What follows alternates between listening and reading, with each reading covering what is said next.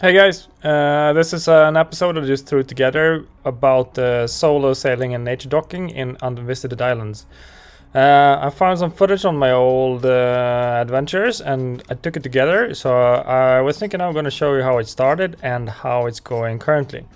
Just some details, how the progress is going, so tag along. So this is a bit funny because I'm running forth and back when trying to nature dock, and you see that my anchor is already thrown in the back, and I'm trying to move forward and backwards and try to catch the land when I move forward. And running back and trying to adjust everything. But what's happening now is when I'm at the front, I don't know exactly how far the anchor line is going, so I have to kind of guess that when I'm going in. And in this scene, you're gonna see something really exciting or scary, because look at the rope when I'm at the front and the rear is not connected to the rope, so it's sliding slowly to a point where it actually stops at the last centimeters, so it doesn't fall into the ocean. Because if I dropped it in the ocean, yeah, there you go, another project on your hands. So yeah, it's kind of funny.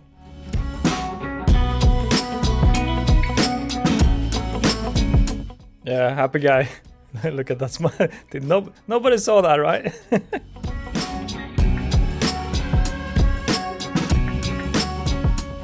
Yeah, let's make a new attempt somewhere else. Anchor beer. Exactly like Shadow and the Adventures of an Old Sea Dog. Cheers.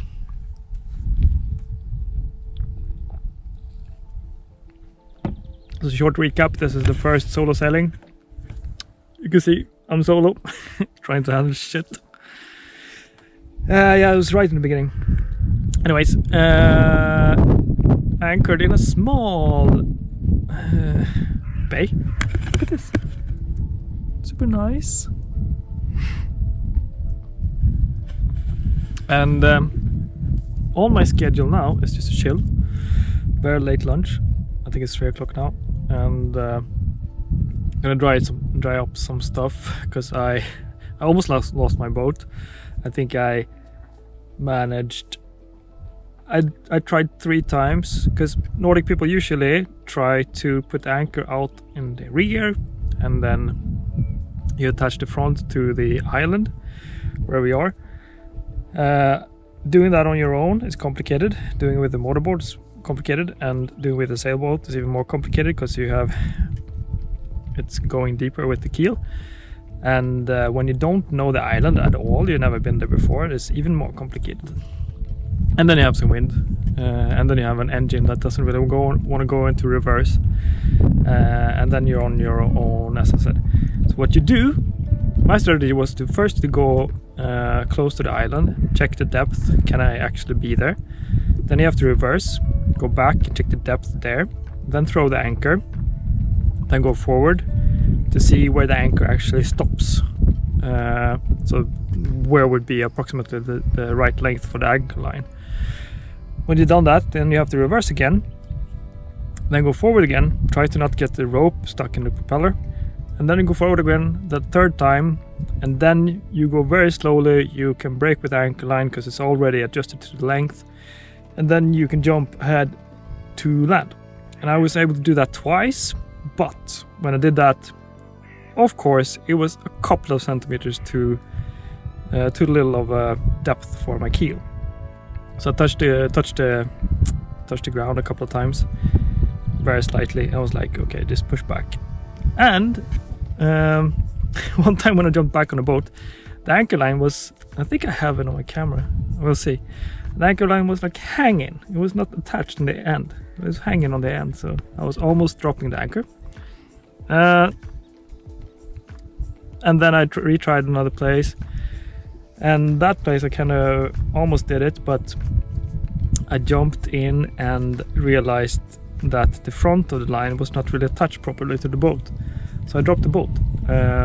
It was drifting away. And I was able to wade deep into my knees. I think it's to my knees.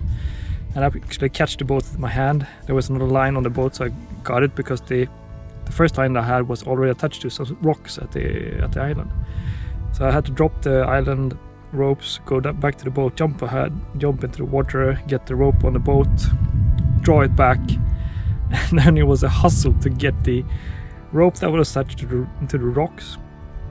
It was just a hustle. I wish I would manage to get it all on camera, but now in the beginning you don't care about the cameras, you just try to survive and do what you should do, and learn, and then you can apply the camera stuff.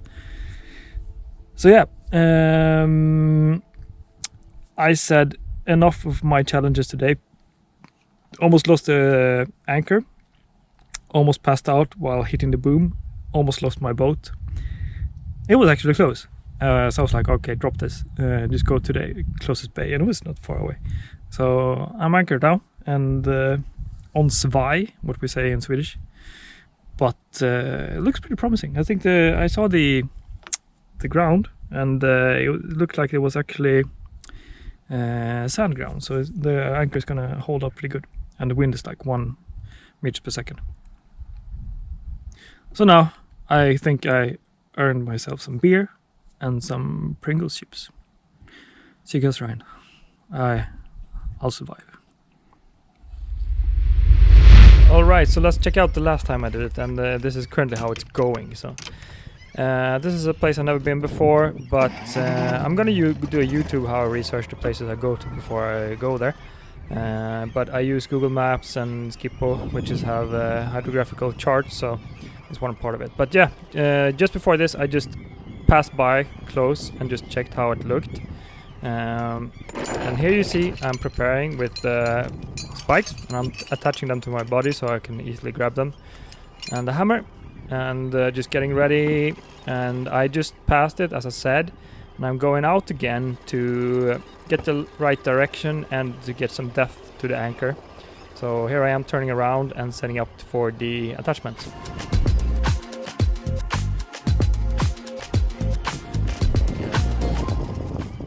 Yeah, so preparing the anchor here, and as you can see, the anchor line is going through the rope clutch, and that's the rope clutch of the check stay.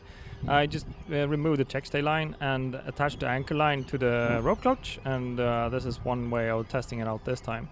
Turned out to be a good solution, but maybe you should just keep the check stay line to their own rope clutch and add another rope clutch in the rear. I mean, maybe it's not the optimal solution, but I'm testing it out here, and it turned out to be a good solution. But yeah.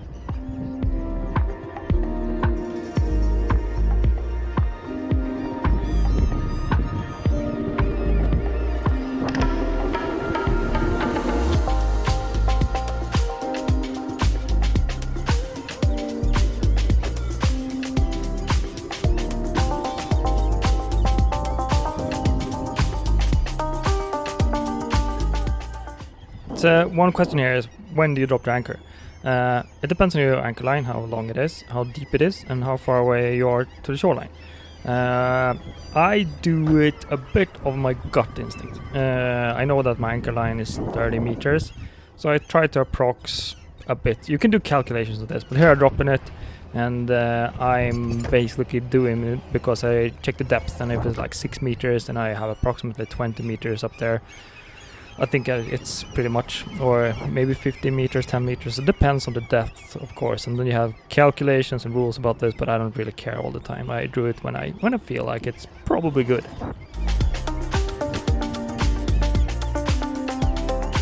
Then you can see that I'm going very, very slow. I'm doing it because I want to have the margins and react, and also looking to the right to have some reference points. I need that to just see how fast I'm going. And so soon you will see that I'm locking the rope clutch, and it's when I think it's enough, and yeah, there you go, grabbing the hammer, going forward, running forward so you can catch the island. And here you can see I'm pretty okay. It's hanging, and I can looking at back to see if the anchor is grabbing. If it looks like it, I can hold the boat, and I can see that it's not going forward again because the anchor seems to be holding. I'm starting to look for cracks. So this is where it's have to do fast, because if the anchor is not holding up, then you have a floating boat, and then you have to do. So here you are, here I am checking again if the anchor is holding, and waiting a bit, and it seems to be holding. So looking for cracks and keeping one eye on the boat. So every time you start looking for cracks, you lose your vision of the boat, and it's bad. So you gotta look forward and back and see if the anchor is holding or not. And there I have another problem. I have the front line going around the jib, so I've decided to fix that now. So going back, and it's a bit tedious to go back there, and it's kind of slippery, could be slippery, but going back, holding the boat, anchor seems to be holding, going right around, and I get it. So then you go back and start to look for cracks again. Sometimes you're lucky, sometimes you're unlucky, and you can't research the track beforehand, so you just have to be some kind of lucky sometime.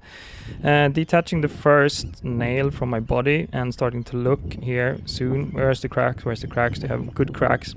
It's better to have cracks a bit far away, because then you have some tension on it.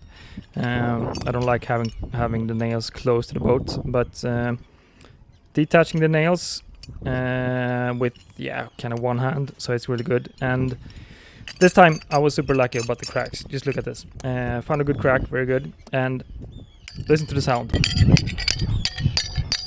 You can hear it from the sound. When it's starting to get, you can hear it. You learned that from a couple of years when you're a motorboat. And then you can just attach it. It's a very, very ugly knot here in the beginning, but you just need something that temporarily can fix it and hold it. So I can go back and take care of the next nail, and then take care of the anchor line, because the anchor line, I don't know, I'm not 100% of the anchor, because it could be just on the edge of letting go. I have no idea about the bottom here, if it's rocky or if it's sandy or something. So here I am looking at the next place to attach the second nail in the cracks, and this one was a bit more complicated to find, so I started to look around. And here again, you're looking at the boat sometimes to see if it's moving, because you don't know about the anchor. But this time I was very lucky with the anchor and the cracks. So sometimes you're not so lucky. But I guess it's also some kind of expertise or some kind of skills that you have to just practice. Listen to this one. Sounds okay, but I'm not satisfied with it. There's something I'm not confident with it. Loose is pretty easy. So moving in a bit, listen to this. Yeah, you can hear it. So I'm confident with that one, and then you can just take the other rope from the boat. A bit tedious to get on board, but it works. And then just attach it.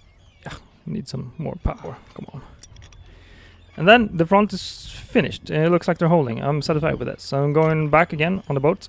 Going back to kill the engine to not waste some gasoline and save nature a bit. Locking up the rudder a bit, killing the engine, and locking up the rudder so it's not flapping around. And then checking the anchor line. So here comes the moment of truth, and if it's actually working. Checking the reference points on the island, if I'm moving. Not moving too much. The front seems to be holding up. I can't hear any nails running around on the shoreline, so they seem to be attached.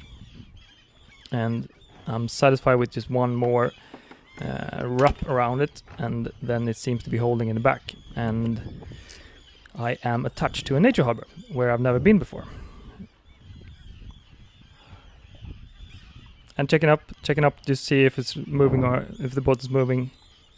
1.6 meters.